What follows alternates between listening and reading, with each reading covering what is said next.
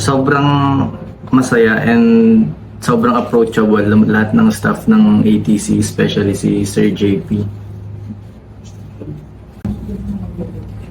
Sa totoo lang, sobrang saya dahil yun nga, na-approve yung visa ko, and after since last year ko pa kasi binabalak na mag-apply papuntang Canada, and then ito na nga, na-approve na yung visa ko, kaya yun, sobrang saya. Ang course ko kasi is Aircraft Maintenance and Technology. So, nag-search muna ako ng mga top schools, aviation school sa Canada, and then ayun nga, na-mention doon yung Algonquin College. Kaya yun yung pinili kong institution ko sa Canada.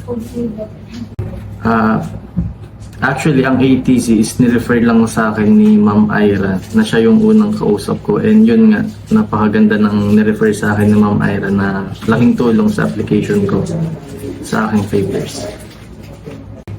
Kaya sa mga nagbabalak mag-apply dyan, mag-process na kayo ng papers nyo dito sa ATC.